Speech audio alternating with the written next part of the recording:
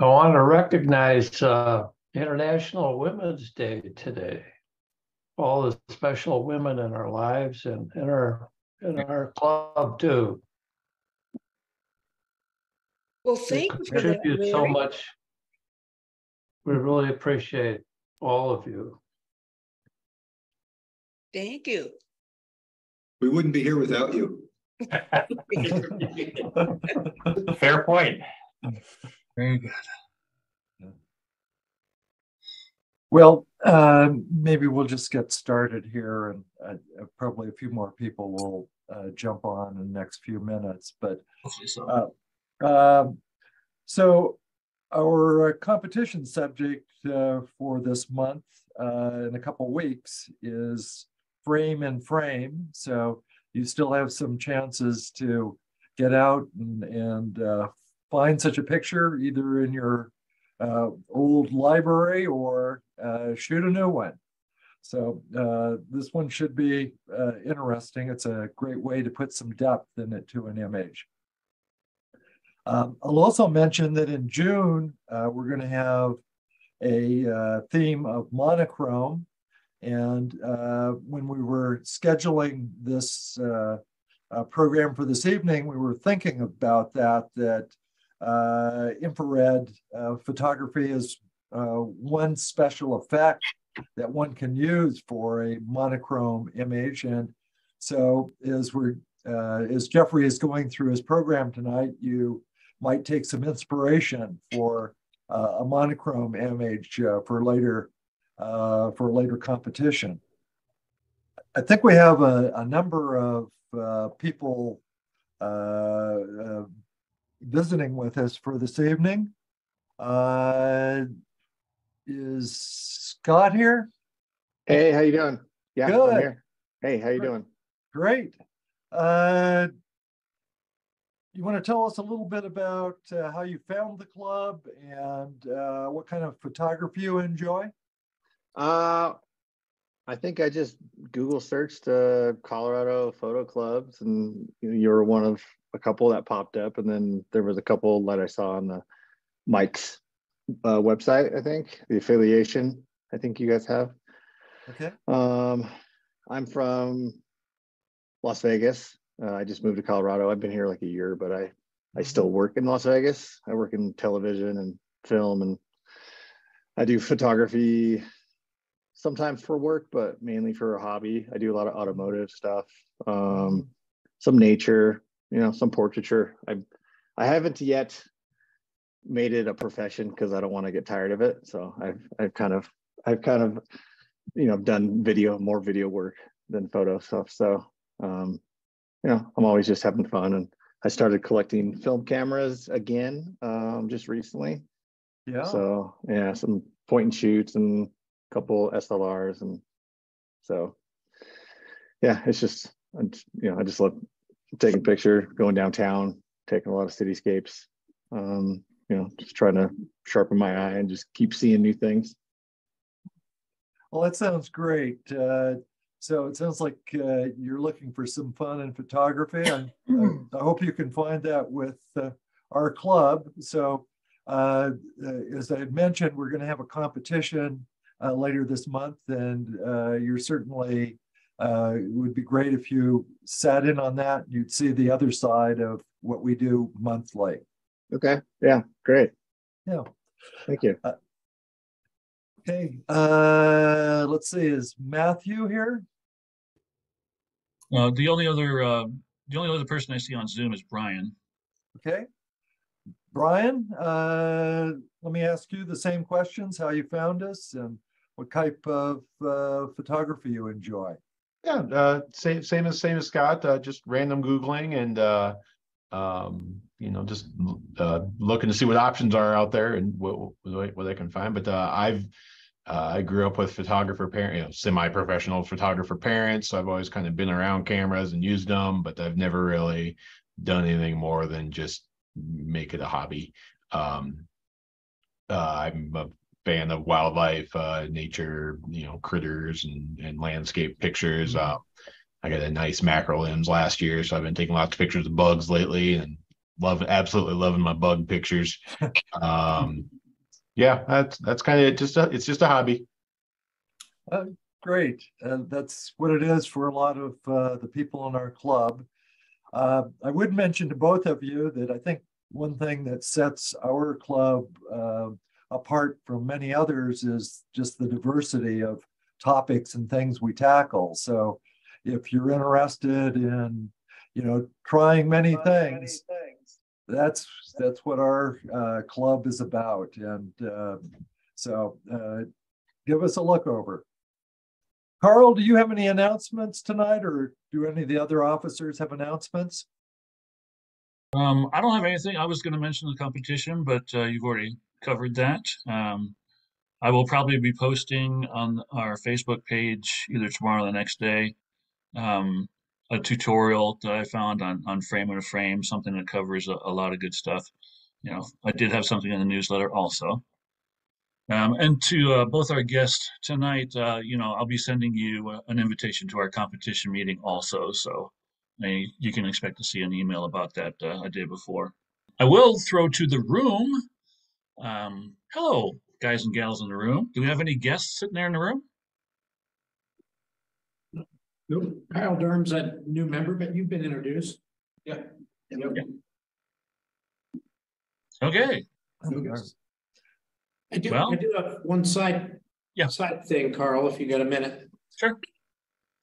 I have no idea why I didn't let people in the club know this sooner, but maybe it works. I'm going to spend the weekend down in Monte Vista.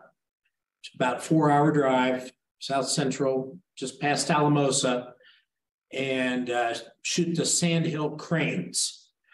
I'm going to go for 2 or 3 days, but if anybody else is interested in shooting Sandhill Cranes, they get about 25,000 Sandhill Cranes coming through there, and just throwing it out.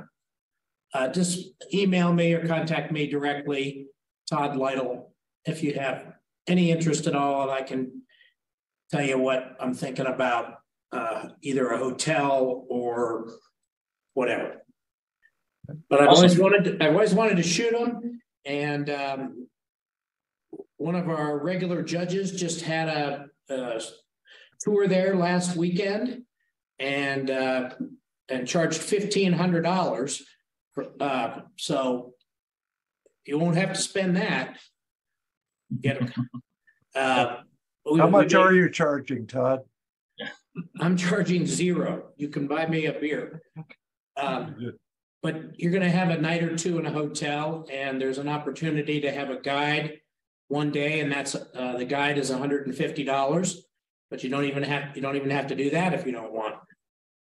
Nice. Well, that's a nice, very, very nice offer. And I will mention to everybody that Todd is our membership chair, so the easiest email to use to get a message to him will be membership@focuscolorado.com. Excellent. Thank you. That'll go straight to him. Yeah, and if nobody comes this year, I'm going to try to learn as much as I can, and I'll try to give a much better planned offer next year and lead it, and I won't be charging at all, and maybe we can get 3 or 4 or 5 of us to go next year, and by then I'll know more of the ropes, so to speak. What are the dates?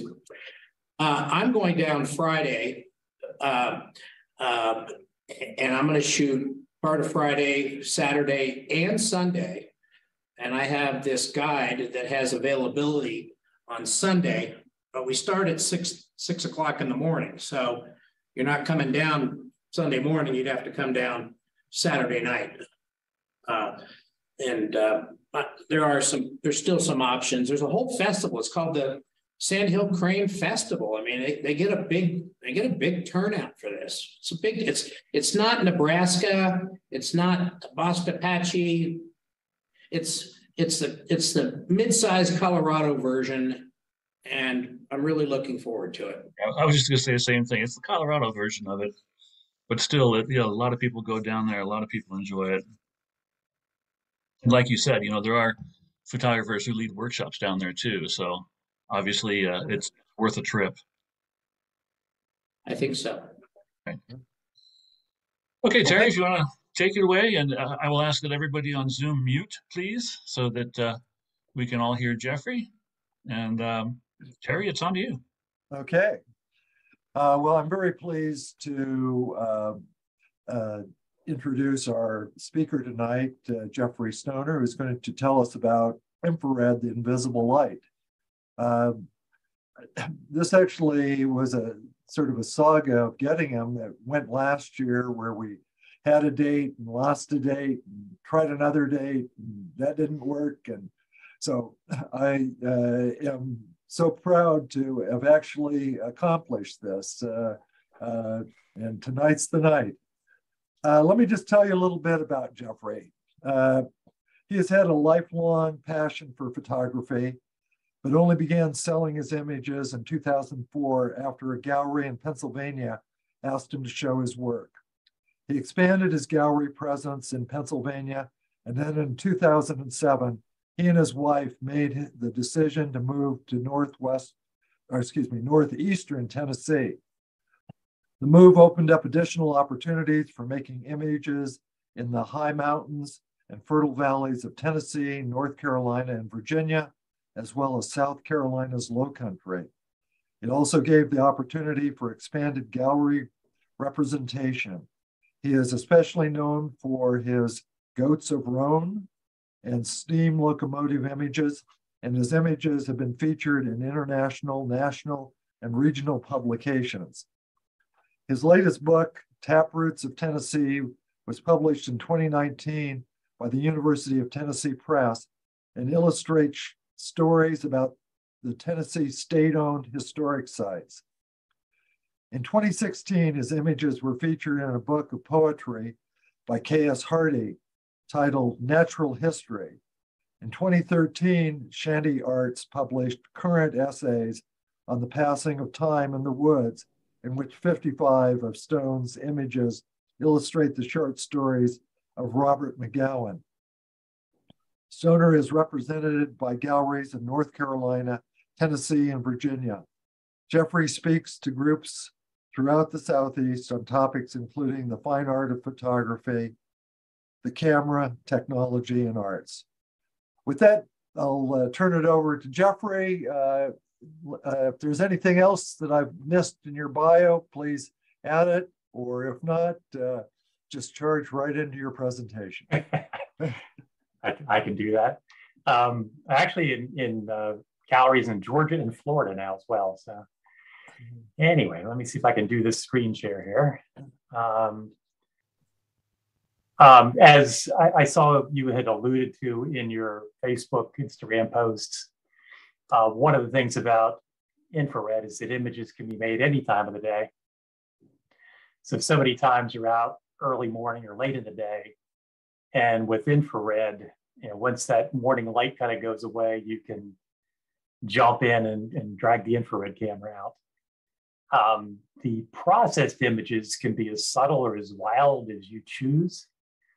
And there is a market for infrared images. Some cameras can make infrared images on their own, just with an IR filter. And also cameras can be converted just to shoot infrared images in black and white or color. You had mentioned that I had moved from Pennsylvania to Tennessee and talked about the goats and trains. What was interesting is when I moved here, I was basically a landscape photographer and planned to make my living doing landscape photography. And within a year, I ended up on this journey of goat photography, which is probably a story in and of itself. So I just thought I'd roll through just a couple of goat images just to give you a feel for what I'm doing these days. It was kind of the luckiest thing I ever came across. It was actually my wife that suggested. They were part of a botany project, and she suggested I go up and photograph them. And luckily I did. And then I kind of expanded to other animals. And you've got elk out there, but we also have elk in North Carolina, which is pretty wild.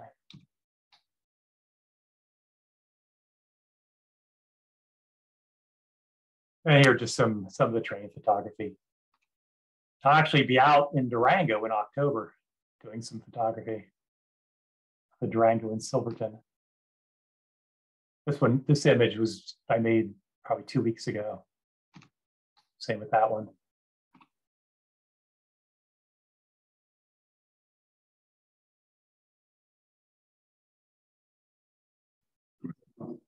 Are all of these infrared? Were the bison infrared? No, these are just regular photos. I'm going to roll into the infrared shortly. Okay, infrared. So this infrared was discovered by Sir Frederick William Herschel, a British astronomer, and he discovered it in February of 1800. And while using a variety of colored filters to view sunlight, he observed that some colors passed more heat than others. And Herschel hypothesized that the colors themselves may have actually produced different temperatures and set out to test his theory. So he directed sunlight through a prism and it produced a spectrum. And then he measured each color with a thermometer. So from the violet to the red parts of the color spectrum, the temperature increased. He then decided to measure the temperature beyond the red color, where there was no light at all. And then this area had the highest temperature readings of all, despite it being invisible to the naked eye. And he named this radiation calorific rays, which today we call infrared. Just sort of interesting in a photography point, his son, Sir William Herschel, is the one that created the first cyanotype in 1842. And then since it's International Women's Day, this image in cyanotype was created by Anna Atkins. And she was most likely the first female photographer. And it's known that she had a camera as early as 1841. And she made the first book to be photographically printed and illustrated, titled Photographs of British Algae. And it was published in sections beginning in 1843 and is a landmark in the history of photography.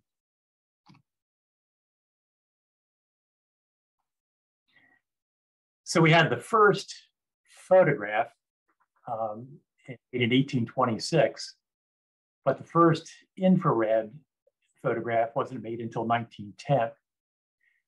And it was made by Robert Williams Wood. And then this, what we think of as the infrared with the white leaves and the dark skies is termed the Wood effect, named after him.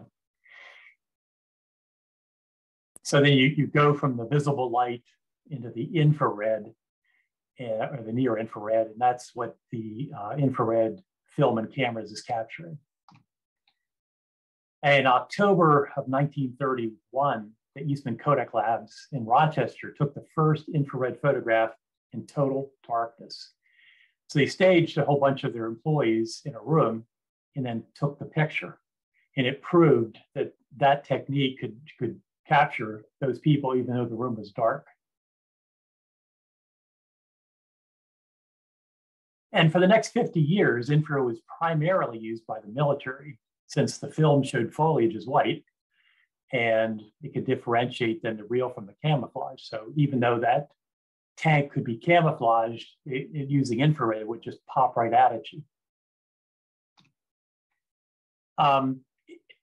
Several photographers had dabbled with the use of infrared, but photographer Minor White was really the first that was doing it in an artistic way and selling his prints.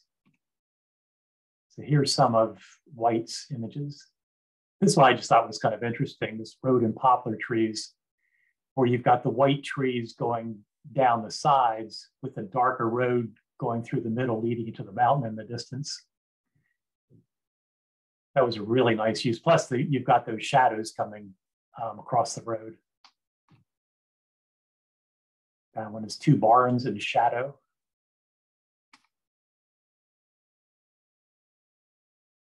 This was probably his most famous from that time, and it was called Cobblestone House. And this one he made in 1958.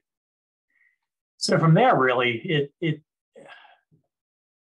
kind of progressed just as is. So you would have those type of images up until the 60s. And then a photographer by the name of Carl Ferris created this new infrared look. So Carl was born in Hastings, England in 1948, served 2 years with the Royal Air Force as an aerial photographer. And while serving in the RAF, a friend invited him to meet the Beatles, fell in love with that style of music. After his service, he immigrated to Vancouver, Canada. It's kind of funny, the way he got there was by a tramp steamer. He worked his way around the world till he got there. And he began to work as an assistant to master photographer Harry Nygaard. And in his spare time, he began to take fashion shots of his girlfriends and different models. Well, Nygaard told him that he had a real talent, but to further expand his portfolio, he should return to London, where this new mod fashion scene was creating new opportunities in the world of arts and music and fashion. So in 1964, Carl returned to England, and he worked as a fashion and cover photographer for teen magazines, 19, Honey, Petticoat, later on Vogue, and, Harper's Bazaar, etc. And he had a chance to meet up with the Beatles' official photographer, Robert Freeman, who encouraged Ferris to experiment with different types of images, which he promptly did. And he created his unique psychedelic style. So as he was photographing his models, this is the type of thing you would see him doing. This is sisters Patty and Jenny Boyd. But then he had all kinds of connections within the music industry. And the group, the Hollies, hired him to create an album cover for this thing called Evolution. So he was setting the prints for Evolution and other ones he was doing through the Kodak lab in London. And as he was there picking up some of the images, the manager approached him and said they had seen his photographs coming through the lab, but they hadn't seen anything like that before. And they would like to have an exhibition of his work in their London gallery. They also gave him some color infrared film. They really had wanted to see if they could break into the art world or the commercial market with this infrared. So they gave it to him just to see what he could do. Shortly after, Ferris was introduced to singer guitarist Jimi Hendrix in 1967. And Hendrix had created an album called Are You Experienced? But he wasn't really thrilled with the album cover in England, and he wanted Ferris to create a brand new cover for it for the US market. So he went to Jimmy's apartment and he helped him pick out the clothing for the shoot. It was kind of funny. I think it was, I can't think which Rolling Stone guitar player or member, but they had given, his brother had given him a coat. So he found this coat in Jimmy's closet. So Hendrix had just come out of the shower and his hair was all frizzed. And Ferris told him it looked unique and fit and spacey. Ferris asked Jimmy's girlfriend to shave it into a bowl, and he probably created the first afro, so who knows. So this was his first photograph that he took for the album cover, which wasn't used. But then that was his color infrared image. It became this album cover. And Hendrix told him that you're doing with photography, what I'm doing with music, going far out beyond the limits of blowing minds. And there was talk initially of this album being a double album, which was never produced, but that's the cover that he had produced for that. He then went on to continue to use this color infrared for several albums that the singer Donovan had done. There was this one, A Gift from a Flower to a Gardener, We're Love Like Heaven, Hurdy-Gurdy Man. And just sort of as a side note, Patty Boyd was appearing in quite a few of the images that he was making with Donovan. And that's an infrared image he made of Patty, but she was a model, but then of course she later married George Harrison and then Eric Clapton. It was the inspiration for many songs, included If I Needed Someone and Something from the Beatles and Clapton's Layla, Bell Bottom Blues, and Wonderful Tonight. She must have had quite an impact. And she also photographed the Beatles and Clapton, and was a member of the Royal Photographic Society. Another one of the album covers that he did. And though this wasn't one of his, I just thought I'd throw it in there that other photographers were starting to do this. So photographer Elliot Landy made this photograph of Bob Dylan at Dylan's home in Woodstock. Where I first was introduced to infrared, I guess when, was in 1985. I had attended a photographic workshop out in Western Pennsylvania. And what's funny, it was kind of a wildlife landscapey kind of a workshop. And how Jill Enfield ever got there, I have absolutely no idea.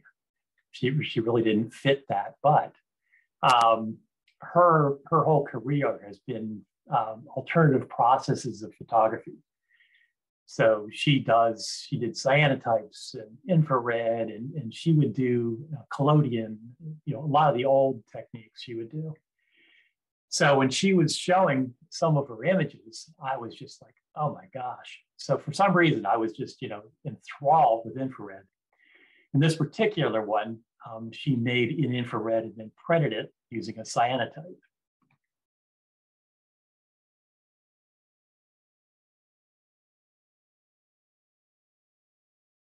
So during that workshop, I guess because I was so crazy over this infrared thing, she said, well, you can make false or mock infrared. So we went out, in the woods and took a picture, and then she showed how to create this mock infrared. It doesn't do the greatest job. And basically you're brightening your yellows and greens and darkening other colors. So that I was playing with the mock infrareds for a little bit. So that was the image. That's what the woods actually look like. It didn't do a bad job, but it just definitely piqued my interest. So in 2009, I decided that as they were starting to convert cameras to be able to shoot infrared, I got a Canon 10D infrared to shoot black and white. So this was the first shoot I had gone out on with this 10D.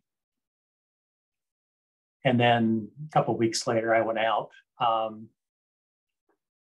do this. What's interesting, I think, and especially in this one, is you normally, I guess for the best effect, you're going to want trees with leaves. But in this case, even though there are no trees with leaves, it still does a really nice job of creating the dark skies and the white that you're usually seeing with it.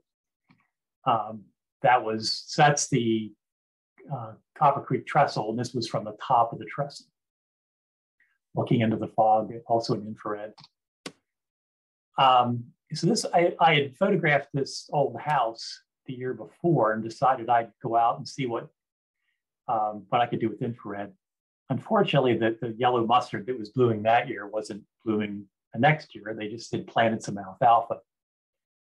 But it was still kind of intriguing to see what infrared would look like. So then if you take a look at, that's what that alfalfa in the house looked like. And if you jump back to the infrared, it's really a eye-popping difference. And I know a lot of you are longtime photographers, because I tell a lot of the newer photographers, since digital cards are cheap, rather taking the cards aren't cheap, taking the pictures is cheap. While you're there, you may as well, if you're doing a horizontal, you may as well do a vertical. So I did that.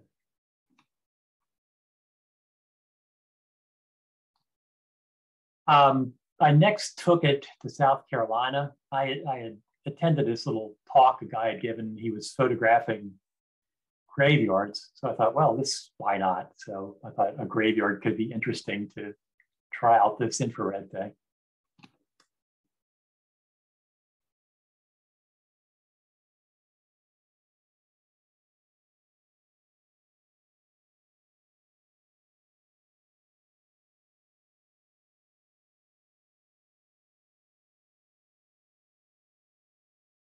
And then this is down along the South Carolina shore. So in this case, you definitely have the foliage that's turning the bright white, and you've got the dark skies. With the fence with sort of a leading line in, it really makes I think, a powerful contrast.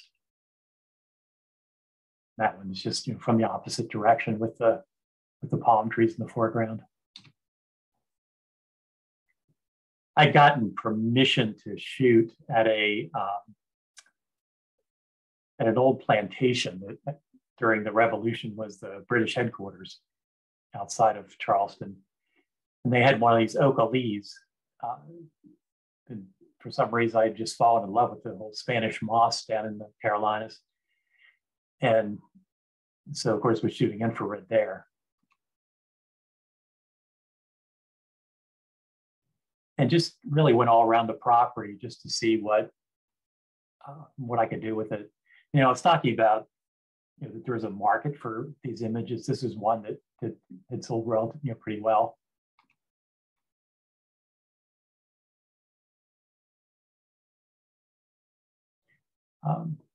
This was an old church type building near there.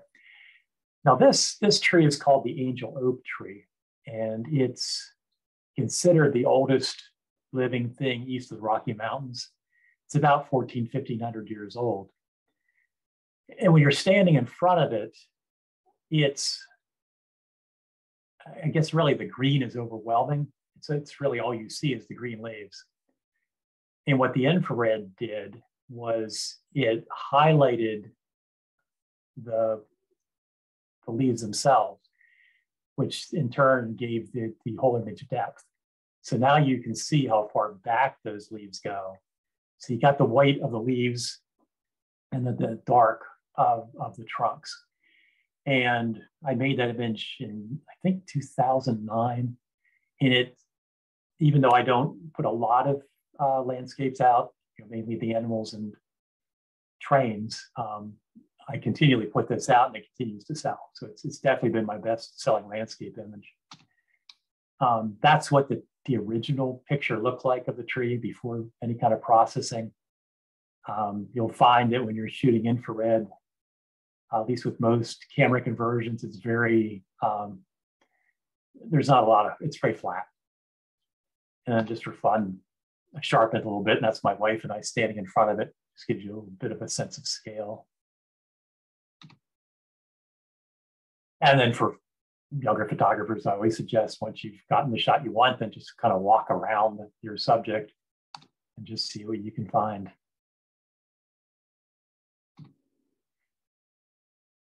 So I also took it to this bridge. So again, even though there was no foliage, I still wanted to see what it would do. And I think it really did a really nice job showing contrast of the dark skies, and then made the bridge probably pop a bit more white. And that was laying on my back and looking straight up. Took it out to the ocean just for fun, just to see what it would do. I had heard of this place called Sheldon Church. Wanted to see what that would look like in infrared. The church really is kind of an interesting history. It was built in the 1700s, but then during the Revolutionary War, the British had a headquarters in Charleston, and the colonists would sneak down to Charleston and steal the gunpowder, bring it back, and then hide it in the cellar of the Sheldon Church. Well, the British got wind of it, marched to the church and burned the church down. The economy wasn't great after the war, and it took a long time for them to be able to rebuild the church. And then somewhere in the 1820s, 1830s, they rebuilt it. And then during the Civil War, when Sherman was doing his march to the sea, he came through and burned the church down. And it was never rebuilt, but people still hold wedding ceremonies within those foundations, which is just kind of neat. But it's just a phenomenal looking building. This one, I created a panorama of the building using the infrared. I had also then converted an old Canon 20D to color infrared. And that can be a lot of fun too. Just a couple more images just to give you a feel for what you can do with infrared. This is just going around that Sheldon church. And then probably maybe a quarter of a mile from Sheldon, I was just driving through, and this was an old plantation, a subtly plantation that's privately owned. But I saw this lane with their driveway, basically, with the oak alley, with these live oaks, with the Spanish moss hanging. And I just fell in love with the scene. So I made a color image and then a couple of infrareds.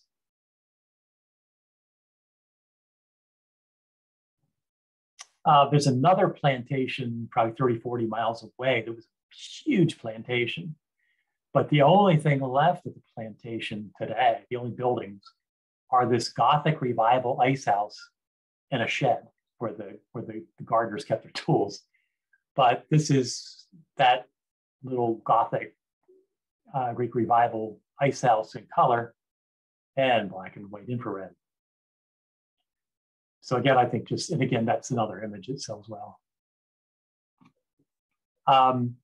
As I was doing these images, a gallery in Abington, Virginia asked me to create a show of infrared images to be held at the Martha Washington Inn's gallery.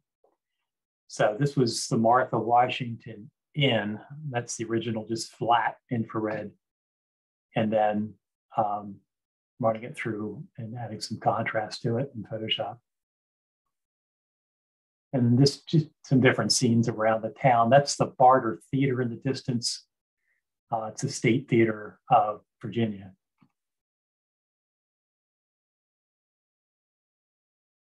So again, I guess one of the goals of this part is really just to give you some ideas of different things that you can do with infrared.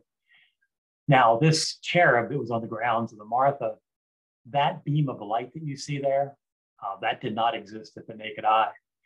So that moisture in the air, the light was apparently shining through that, you couldn't see it, but the camera picked up that light beam that was coming down and highlighting the cherub's face.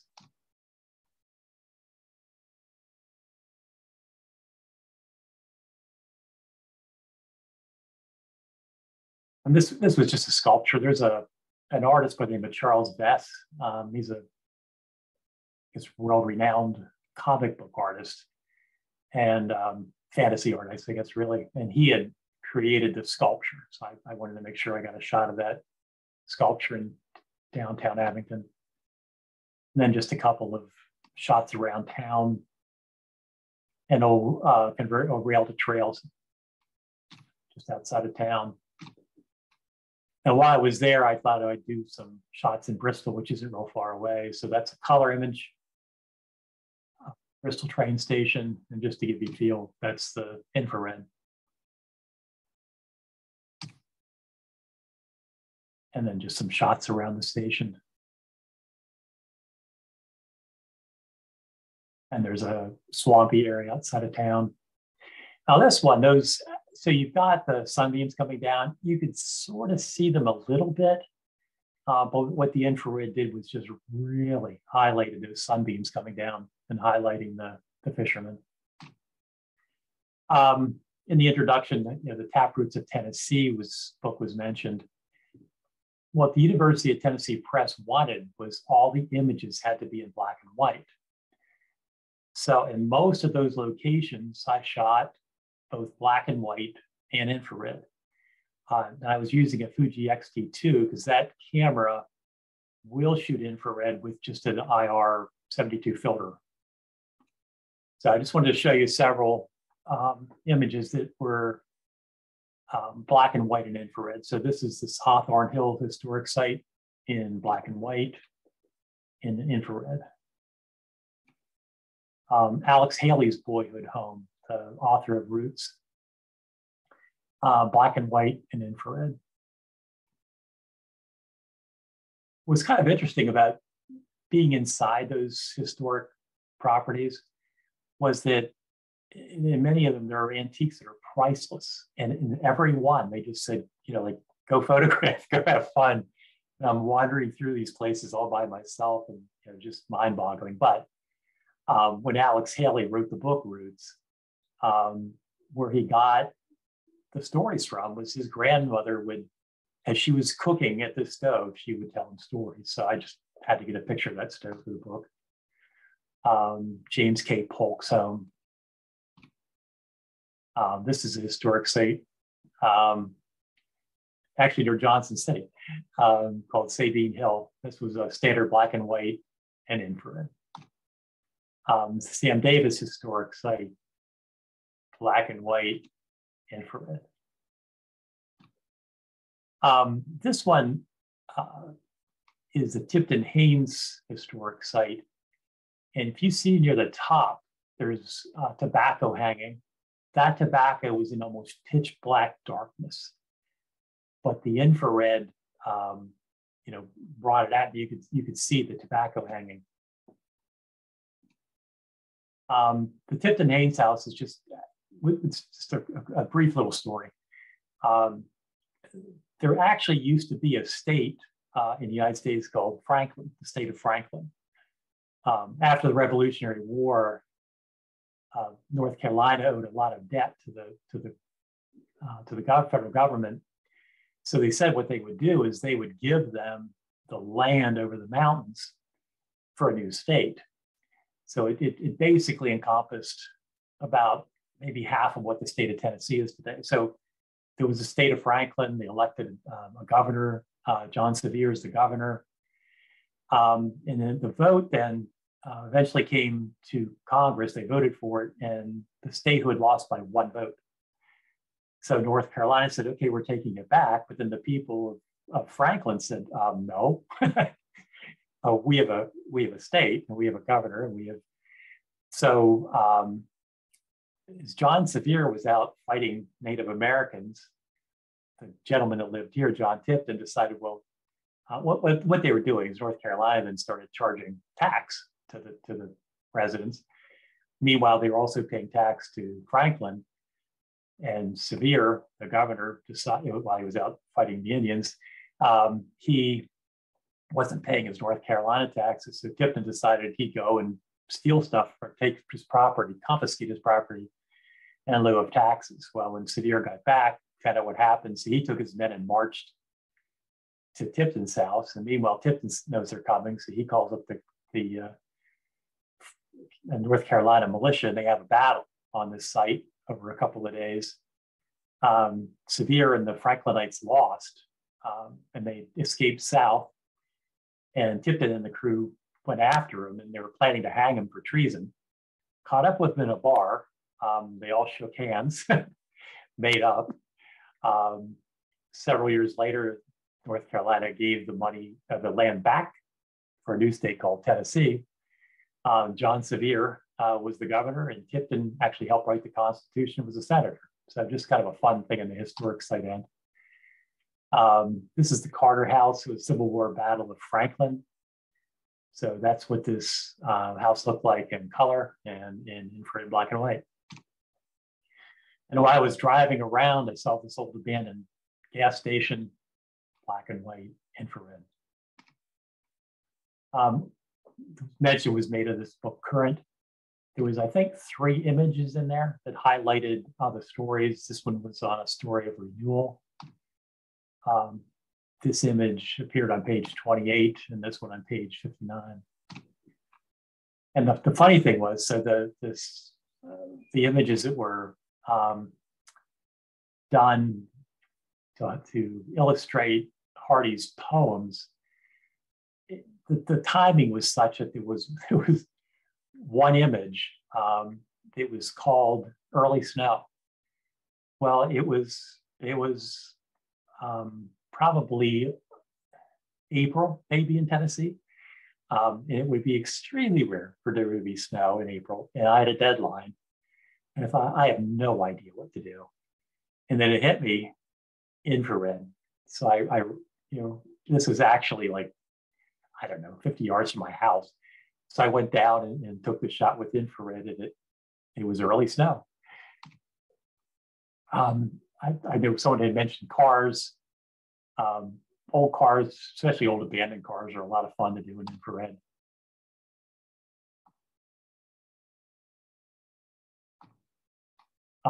These were just a couple of old cars that I had spotted while driving. So it's those two cars in color. Same two in infrared, and that beam that you see coming down over the steering wheel, that beam also wasn't visible to the naked eye.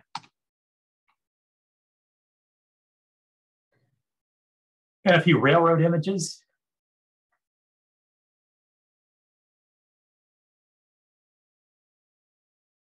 Green Cove Station, Winston Link, railroad photographer in the 50s. This is one of his probably more famous scenes. So I had wanted to photograph there. And this is Green Cove Station in color and then infrared. These are a couple of trains that I did in infrared.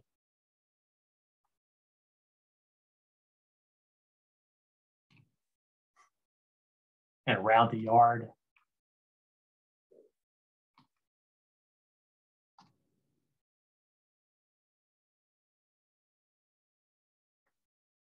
Just kind of, again, wanted to just run through kind of my backyard. So this is a historic site called the Exchange Place. Got its name because when people were traveling, they would cross from Virginia into Tennessee. They would actually have to exchange their money from Virginia money to Tennessee money. And these particular ones, it just sepia tone just seemed to fit the mood better. So I did a number of sepia tone ones there.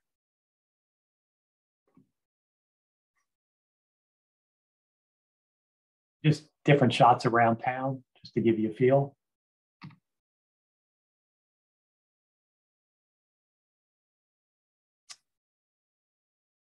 So processing the image, I'm going to talk through this just a little bit, and then I'll show you some on using Photoshop itself.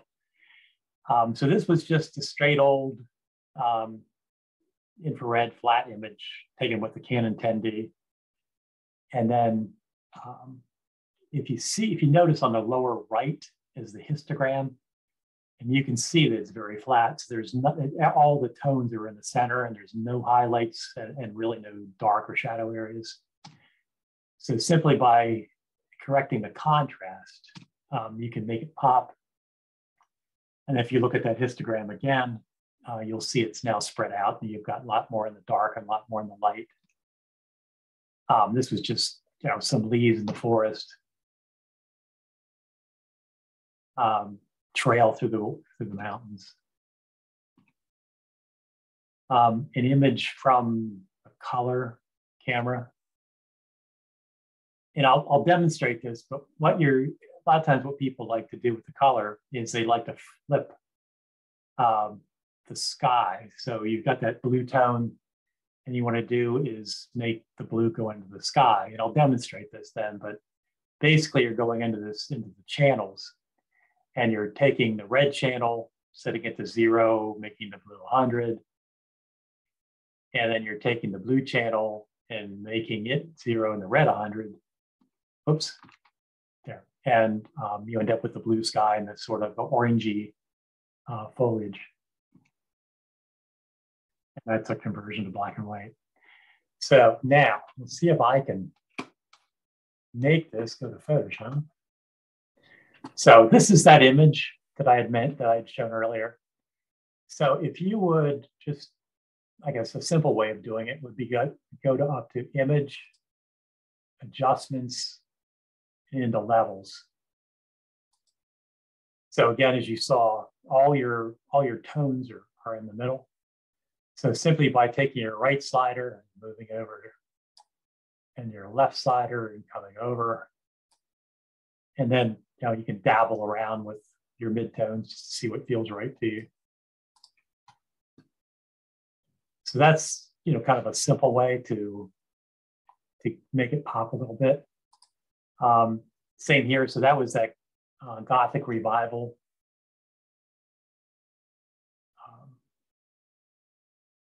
Ice House. sort of image adjustments. We pop over levels. You see, we have a fair amount of white. So if we bring that over. Now, that's, I guess you'd say, a simple way of doing it. There's a lot of programs available to do black and white conversions. My particular favorite is a Nick product called Silver Effects Pro. So I'm just going to pop into that, and I'll show you a couple of these just so you can get a feel for it. Anyway, so on the left side, they've got some pre-built in options that you can look at, and then because they're handy to just take a look at. So just to give you a feel what's possible, you kind of step through them. Ooh, the sky. Pop down, see what else is. And you know, some are going to be better than others. One thing is building with a different. And rarely have I ever used them, but it's a really nice way to just get a feel for stuff. So if we just play around with the things on the right side. So let's say we had a bit of contrast, maybe a little bit of structure. Let's amplify the blacks a bit.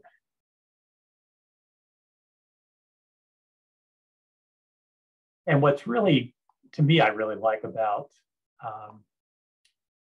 Silver Effects is they've got these control points over on the right side. So if I select that control point, now what it's going to do is just target that. So I'll tell you what, let's go back to the neutral. So if I just simply put a control point over that church or the ice house,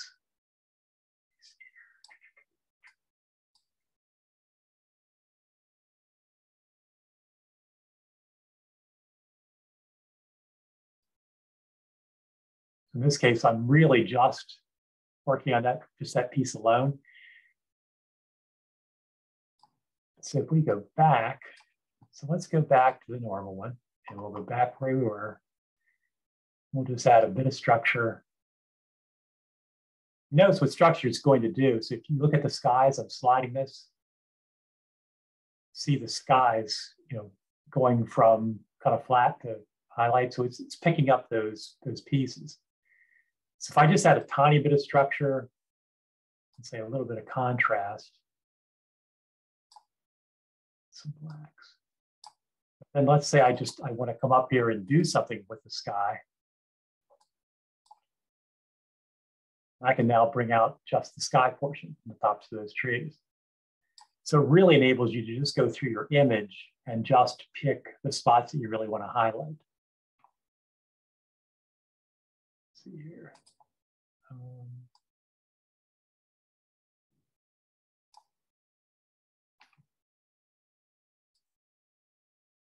Now, let me see if I can bring another image up quick. Okay. Yeah, let's do this one.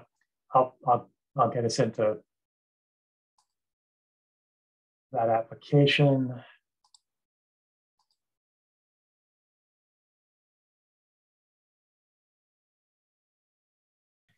All right, so here's this train. Now, if you do globally, so if I just take structure and globally, what you're going to see is the trees and the grass in the foreground start to get almost like overdone, like almost too contrasty. So this is a case, I think, for where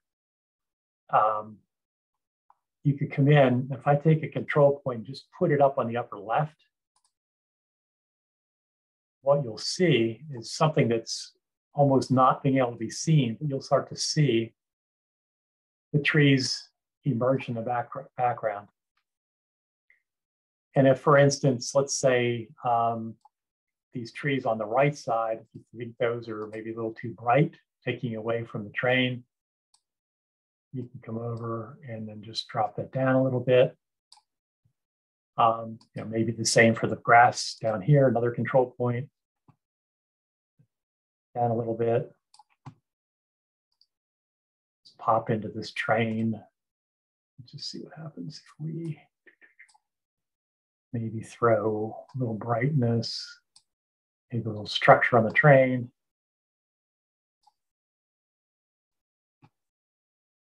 So can you see the Photoshop screen, or is that gone now? No, we're back in Photoshop. Okay, wow, this is great. It's a learning experience. So anyway, so that's the original image. And we pop into using silver effects. Let's see. So this is just a scene in the Smokies in color. Oops, didn't want to do that one. I'll tell you what, while we're here, just real quick, this is, just want to show you, this is, we do images and levels. It's a case where if you just bring up those blacks, I mean, it's amazing what it does. Maybe pop up the weights a little bit. Hey, what we're going to do, we're actually going to do silver effects again. Take a look at the face there. So it's kind of a little bit kind of in the shadow. So just for fun, let's go into silver effects.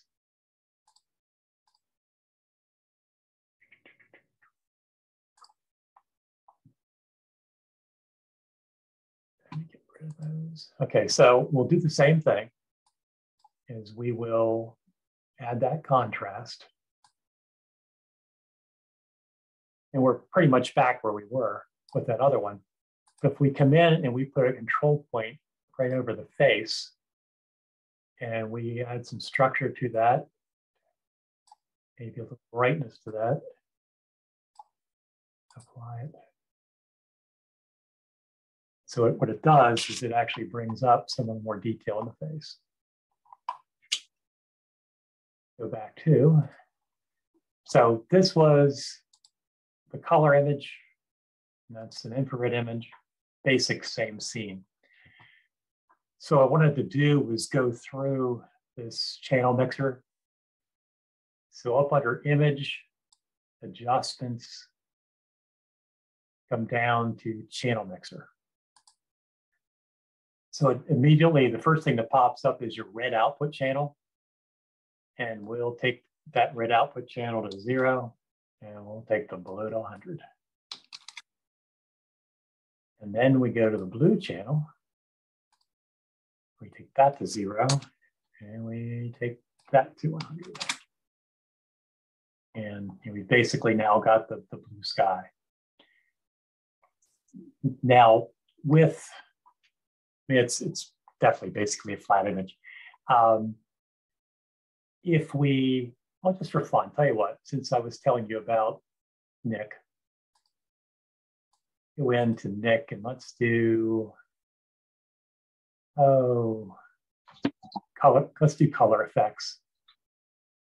And we will just pop down here and do pro contrast. Just add a little bit of dynamic contrast to it. Done. Now, because with the color infrared, there really are no rules as to what a infrared image should look like. So if I go into Nick, and you can do it a bunch of different ways, but if I just go into Nick, and if I take a control point and I stick it, now let's say over the trees, what I can do is I can play with the color sliders.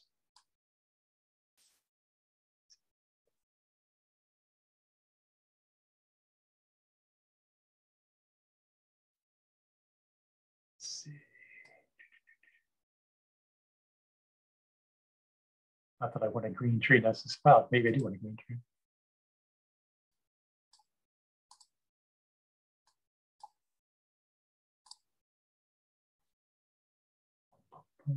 Yep.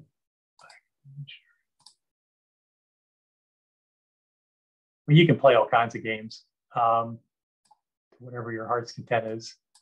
Make all kinds of wild, crazy colors.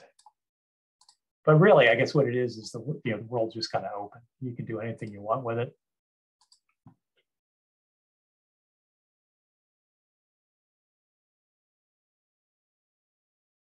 I guess the thing is, there's really no right or wrong. It's just, so you could actually come out with something that's kind of fun. Let me go back to, so as I was showing you, that was that original image, the channel mixer. And then when I actually took my time, you could actually make something that's kind of fun. This is a place in North Carolina that I think from probably the 1960s, maybe early 70s, they created a Land of Oz. So they actually had the yellow brick road and Auntie M's house. You walk into Auntie M's house and you go down this kind of a ramp and you come out to the crashed house where all the rooms are topsy-turvy and you walk out in the yellow brick road. It's kind of a fun place. But I was up there playing around with infrared. So I could actually take that road using those, I could use the and have a yellow brick road. Flip the colors for a blue sky. You kind of tone it down a little bit. So that was just stepping through a few. This was just kind of masking that road. And then there was an event where they were doing a Wizard of Oz thing, so I just thought I'd do a Surrender Dorothy in the sky just for fun.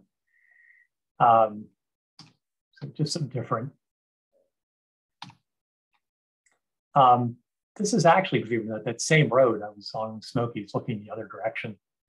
Now this is not the exact same scene, but it's that same direction with infrared, and then flipping with the color mixer, and then doing a black and white with it. And then, like I said, you can do anything. This was throwing some texture over it just to make it all kinds of artsy. Another old building in the Smokies. So if you look to the left of that cabin on this, there's almost nothing. There's trees back there. But when you do the black and white and put a little structure, you can actually see those trees that are in behind that cabin. This is back to that Sheldon Church. So that was the infrared image, a black and white. So it was black and white, but the color is still there. So it's just reducing the opacity of that layer just a little bit, adding a little more contrast. So I guess what I'm just trying to show you is that you can play. You can just play games with stuff. This was an original image. So instead of flipping it to, red at 0, etc., and blues at 100, this is just playing games with the colors. So this was taking the reds up a little bit and the blues down a little bit. And now you've got this, the purple walls and green trees. This was just enhancing the hue and saturation a little bit.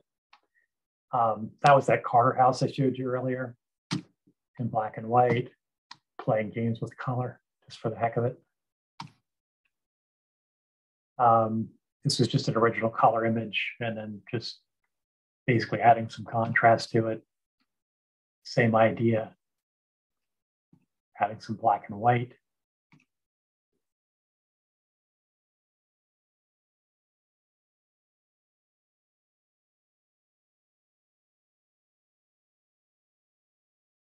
One of the trains I showed you earlier, doing the channel mixer flip.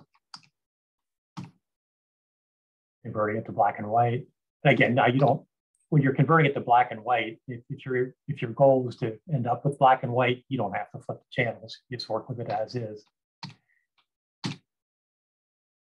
Magnolia Gardens just outside of Charleston. So that's what that looked like in color. infrared, and then playing really wild games with color. Infrared portraiture. This is Alex Waterhouse Hayward. He was making images of this model by the name of Lori Stallings. So that's kind of a straight black and white, and then a couple of his infrared portraits of her. And that one, he tinted it just a tad. This is what I take you through, just some other images about. That was my wife. This was kind of funny. So I was taking a picture of the tree. My wife was taking close-ups of the tree itself at the shore. This is a place where it's called a tree graveyard. So the sands have shifted over time, and this was actually the woods at the shoreline once upon a time, but then this island shifted. So this is a trail up into the mountains. So that's regular black and white, and that's an infrared. This is just an old farm. And this is another one of those cases. So this is inside an old cabin. But if you look at that spot there, that window pane reflection wasn't there. So that's one thing that infrared did, is it actually duplicated. It was enough mist, I think, in early morning that it was actually able to show a reflection of the window panes. It's good for architecture.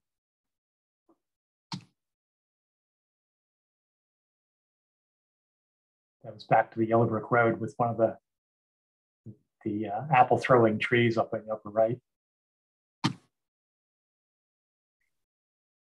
Out west, Monument Valley.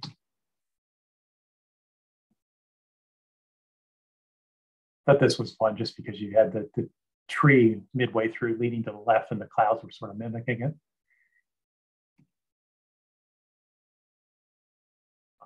Old cabin in the Smokies.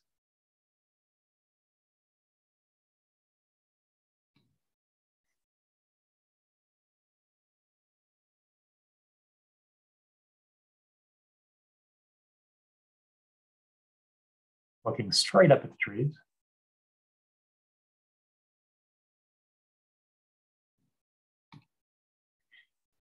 So there's talking about converting a camera. It's definitely less expensive than it used to be. I've used LifePixel, but I've heard good things, and I can pass these along to you if you want, but I've heard good things about sensor camera and also color vision. What I wanted to do, if this works, is share another screen. This is a natural color image straight out of an unmodified camera. Now let's filter. Our deep black and white filter is going to pull down the darkest portion of the infrared spectrum. You're going to find that it's going to require as many as 2 to 4 stops more than you would when you're shooting natural color. As a result, you're going to get dark skies, sometimes even black skies. You're going to get very white foliage. This is a great filter if your goal is to create a monochrome image with a minimal amount of post-production work in Photoshop. However, that's also the drawback to the deep black and white filter. If you're looking to do any sort of color infrared, you're going to find it quite challenging, as you would have to painstakingly mask off an area, add the color, and then put that mask back in. That is why as we go forward with the different filters, we'll be adding more color. For example, when we take it one step further, at standard IR, our standard IR image, you'll notice that we start to get some color in here. We now have some red going in our sky, and we have a slight touch of blue and cyan going to our foliage. When we go to channel swap this, and by channel swapping, we're going to go in, we're going to go to the channel mixer.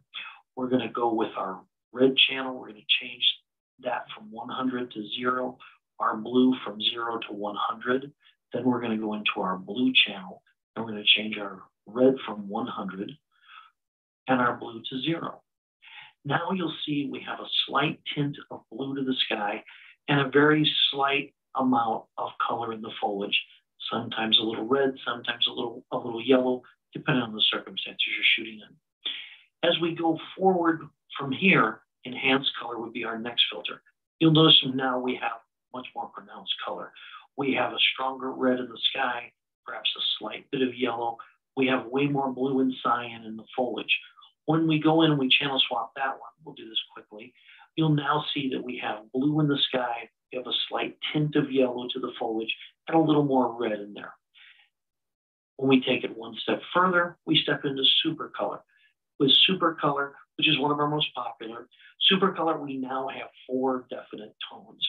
We have red and yellow in the sky, we have blue and cyan in the foliage. This gives us the ability to do as much as we want with this. One of the reasons that super color is so popular is because you have the ability to go in quite a few different directions with it. For example, when you channel swap this image, you now have the red and yellow in the foliage, you now have the blue and cyan in the sky. If from here you want to emulate the look of a standard IR image, you simply remove the red and yellow from the foliage, you have the white foliage and the blue sky. It also gives you the ability to make a much stronger monochrome black and white image by simply going into image adjustments, black and white. And now those color tones that you have can become different shades of gray and give you the ability to control the image as you're going along. We know there's blue and cyan in the sky, we can darken those down. We know that there is red and yellow in the foliage, we can lighten or darken those up depending on the look we're trying to get. One of the reasons why supercolor is so popular is because of its ability to emulate the different looks of infrared. As we move forward, the next one is super blue. Super blue is popular because it's one of these filters that you can often take the image straight from the camera and be done. It's a one-of-a-kind sort of filter in that it pulls down the blue light spectrum and only the blue light spectrum in addition to the infrared spectrum, the end product being of a bright blue sky and bright yellow foliage. Now, our newest one is hypercolor. Hypercolor is unlike any other type of infrared that we have in that hypercolor gives you a strong cyan to the sky and a strong magenta tone in the foliage. You will also find inside there, you'll find some red mixed with the magenta. You'll find some blue mixed with the red and the magenta. It's a unique filter. It offers a lot of opportunities. When you photograph people with hypercolor, they do retain some skin tone, sort of a rosy color to their skin. Whereas with other types of infrared, people's skin tends to go pure white. Monochrome is also excellent on hypercolor because you have such strong color tones. Once again, you can go in under image adjustments, black and white, and because you have that strong magenta, you have the ability to control the tones there. You have that strong cyan, you can darken your skies down. You can adjust your blues back and forth to get what you want. You can adjust the red the same way. Hypercolor is an interesting type of infrared. It also offers the opportunity to add other filters on as you go higher up the spectrum. Finally, we have our full spectrum conversion. A full spectrum conversion is basically your camera is going to pull in everything. You're going to get infrared, you're going to get natural color, you're going to get UV. Generally, a full spectrum camera is used for things like astrophotography, forensics. If you're going to use it for other types of photography, you would need to put a filter on it. With a full spectrum camera, you can put a bandpass filter on and shoot natural color photography, or you can put a filter on for each type of infrared, and you have the ability to shoot all these different types of infrared.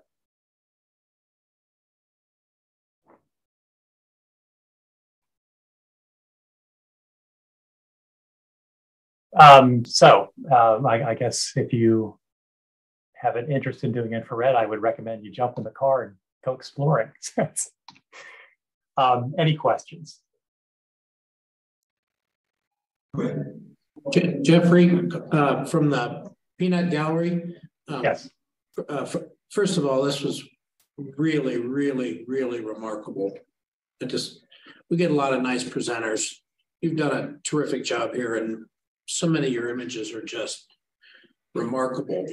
And I would say they're remarkably powerful.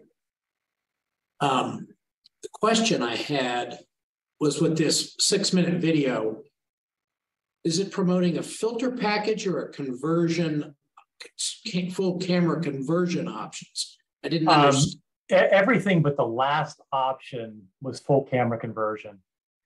The very last one, because it was pulling in regular color, infrared, ultraviolet, you have to put some kind of a filter on the front of your camera to screen out what you don't want. So you put a filter on to just get the infrared. All the other ones, though, the super colors, et cetera, were all full camera conversions. I did, because I was using that Fuji X-T2, I went on, got a quote just for the heck of it to see what it would cost to convert it, and it's $275 to convert it. Now, I was using my Fuji X-T2 with the ultraviolet infrared filter on the front. But what that does is it does require higher ISOs or longer shutter speeds. The advantage of a full conversion is that you don't need that. And so you're shooting just like you normally would. So those train images I showed, there was one that was actually moving really fast going up a hill. And that one I had done with, I guess, a Canon 10D. And I was able to do that because it was a full conversion. So I was able to get the engine in motion, where I doubt if I could do that with my Fuji X-T2. So one of the funny things in doing this thing is I'm like, I think I'm going to get that Fuji X-T2 converted just so I can shoot without a filter on the front. One of the other companies, I checked what theirs were, and it was slightly more, it was like 300. So they're generally the same. But again, the only one that I've worked with was LifePixel. I've had them convert 2 cameras. Yeah. Yeah.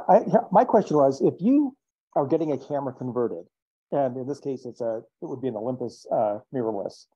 Do you think if you got the straight black and white conversion, you'll produce better black and whites than if you use, say, a super color and then convert it to black and white?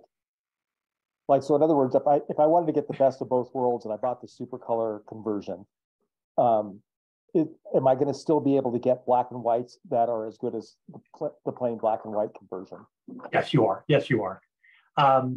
If it were me and I was doing another conversion like with this Fuji, I would definitely do the color, because I still have that option. And I think it actually gives you a lot more control. And what's kind of fun is you can, once you have that converted and you do a black and white, you can like let some of that color just seep in a little bit, which is kind of fun. But yeah, you can absolutely do dynamite black and white. So a lot of those images toward the end, where I was starting with a color and then showing you the final product, that was with the color. Okay. Conversion. And I had another question too. If you are taking, like, say, the landscape and you have like a bright blue sky and whatever, or bright blue sky with clouds and so forth, do you use a polarizer, and does that hurt or help? You wouldn't need to use a polarizer at all. Okay, great. Thank you very much. The presentation is awesome. I've been looking into this for a long time, so I'm really glad you were here tonight. Oh, good. Thank you. Thanks. Thank you, Jeffrey, for an awesome presentation and for bringing me back to some of the great places that I love in Tennessee and North Carolina and the coast, the East Coast. It was fun. Yeah, I had to throw in the Tipton Haynes one just for fun for you. Yeah, right. And those Kingsport, that's where I lived. Yeah. And Virginia, Abington, that was my stomping ground. Hey, Gwen, you can't do any of this, Gwen, with your iPhone, Well, I am going to go out and get a infrared camera. So there. Oh, really? Let me know about that. Well, it's pretty easy to go and find a nice used body and then send it in and get it converted. Use that as your plain IR camera instead of taking one of the perhaps more expensive cameras that you have. I've dabbled just with shooting with an IR filter, and that's fairly inexpensive. It does mean that you're probably working off a tripod. You're not going to be hand holding too much, unless you're shooting higher ISOs and For some black and white IR, I kind of think that the added grain or noise that you get with high ISO sometimes kind of adds to it. Um, but like you said, Jeffrey, I mean, doing a conversion means, especially color conversion, then you've got the best of both worlds. And your cameras may do that, but I know with my Fuji, I can, while I'm shooting a color scene, I can have it show it as black and white. So I'm actually seeing the final product, even though I'm shooting in color. So it's right. Personally, I shoot with Fuji also. Okay. Yeah. Jeff, from this Spencer camera that you flashed down the screen there, you can get these cameras already converted from that. I know Spencer does, and I know Life Pixel does also. They at least the two of them both sell converted cameras. And Color Vision probably does as well. Jeff, one other thing I was just going to mention. Have you been to Old Car City yet in White, Georgia? I haven't. I was actually to a different place near there, which was just really kind of fascinating. Oh, you know what? I actually had images I was going to show you guys, and I didn't put them in the thing. But it was, anyway, there's a place actually not far from there where this guy drags home these old cars, but he puts them about 10 feet apart. Nice. And mows around them. And you're allowed to just, that? I'd love to know where that is. I will I can email it. It's not out. It's not real far from. It's kind of like northeast of Atlanta. Okay. And the guy's it's right. This property is right across from his house, and he's got a sign that says something like, "No, something like only idiots." How's it go? Trust. Something like what you're welcome except for idiots or something like that to go around. Perfect.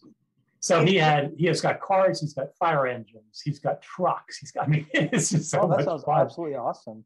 No, is that there was a Carter old car place called Carter in the name. Is that the one you're talking about, Jeff? No. Okay. Well, I'll definitely get hold of you because I definitely want to find that out. So I'm planning on going to Old Car City. Finally, I've been trying to go there for like 10 years. I take the occasional car picture. It'd be fun to do that in infrared, I think. I think the place I'm talking about, because it definitely is northeast of Atlanta. I wonder, is that Old Car City? Old Car City is northwest of Atlanta. It's mostly north and a little bit west. This one was northeast of Atlanta. And I don't think it was called, it could have been, but it's a wide open field. I mean, I think it was Cartersville. I think it was. It's possible. I'd have to look because I've got the address. Tell you what, let me just I think it was a little town called Cartersville. Let me just see something real quick on my phone here. So while you guys are looking at it says Talmo, Talmo, Georgia. So I'm not exactly sure where that is, but there's some. I mean, I was having so much fun both infrared and color because he has some really great hood ornaments. Some of those that are I can't think of the word. It's a plastic. I can't think what the term is, but it's kind of an orangey color. And toward the setting sun, it was just shining through there. And it was just so much fun. But it was nice because you had room to work. You had room to work around. You had room to like stick your head in and take shots of the interior, the dashboard and stuff. So a lot of fun. Jeffrey, would you talk to focusing in infrared and whether you doing it with mirrorless versus a mirrored camera, how that is different? I saw no difference at all. I mean, but the Canons I had converted were mirrored. My Fuji's mirrorless, and I'm shooting, infrared with it, but the focusing is exactly the same. I mean, there's no different at all between your infrared and not. Focusing works just the same as usual. And you're basically just shooting your camera the same way you would always shoot it. Jeffrey, this is Dave Hull. I don't know if you're getting any reverb from me at all. I think I fixed that. It sounds good. And I've got a couple of questions, comments. I recently converted a Fuji X-T1 by Life Pixel. They were running a special at Christmas, and I jumped on it. And I've only taken it out once, but I agree with you. I mean, just to have the ability of, I mean, the focusing's the same, my ISO is the same. I'm blown away by the flexibility. I had mine at the 830 nanometer dark black and white, and that's the look I was going for. My question to you is, do you do anything with white balance when you're in the field? You, especially with color infrared, you absolutely have to white balance it. And I'm trying to remember how you do that, but you're basically you're aiming the camera at the grass. The green of the grass is where your set point for your color. And you can find that online, but you absolutely have to. There was a couple images I think that popped up on there where the whole image was pink. That's because I didn't color balance it before I shot it. It's like, it just makes life much more difficult if you don't. My feeling, what happened initially is everything was red. Then I went into the film simulation, turned that to just black and white. So I got around that. But then when I took it into Photoshop, it had the reddish cast. But then in Camera Raw, I just clicked on black and white. So there were workarounds, but then I've been reading that it's best to set the white balance, at least for my black and white conversion, to set the white balance in the field. So I was just kind of curious of your experience, both with black and white and color. Yeah, I did fine with both. If you're you want to white balance it to the grass, the green of the grass, it works best. Yeah. I thoroughly enjoyed your program. I've been looking forward to this for a couple of months, so thank you very much. Oh, you're very welcome. It was fun to do. Hey, Jeffrey, one other thing that you might find interesting. I did this. I borrowed an infrared camera a while back, and it was strictly black and white infrared. And one of the things I tried on it that, in the last year or two, Photoshop came up with their neural filters, and they have one that's called Colorize. Yes. And okay. It's something fun to experiment. It's like you're not 100% sure what you're going to get, but the ones I've done have been, they've been landscape and building type images. And like one was a lighthouse that's in Washington State, and it came out really cool. I mean, really, really cool. I will try that. Yeah, it's just something fun, and it's easy, and it takes all of 30 seconds to try it once you have if you convert. I did the part where I basically had run it through contrast and structure enhancement, via, I didn't use photos, I didn't have silver effects yet, but it's something like that. I think channel mixer or something, I can't remember how I did it, but either way, increased all that. And once you have a black and white that you really like the contrast and stuff of, then you run that on it. And, for the extra 20 seconds, it's on an extra layer anyways. If you don't like it, you're out 20 or 30 seconds worth of work, No, I will absolutely try that. Thank you. Yeah, sure. Jeffrey, this is Dave again. Since a couple of people are pondering the idea of going, into a conversion or whatever, one of the things that I discovered through Life Pixel, and they have a good database, is that various lenses are wonderful when it comes to infrared. Other lenses are not so wonderful, and they have a database. So, what happens at a smaller aperture, they create, a flare, and that can really, at a lower f-stop, like an f4, f5.6, f8, those are pretty good, but there is a database. So that's something to be aware of, is you may not have a good quality lens for infrared. That's a very, very good point. I should have mentioned that. I know with my Fuji, I never had an issue on my converted cameras, but on my Fuji, where I threw the IR filter in, the first lens I used was an 18 to 55, which is a lovely little lens, but it has a hotspot dead center in that lens. I ended up using an 18 to 135 or something like that, and it's fantastic. But yeah, you definitely check the database on the lenses. Very good point.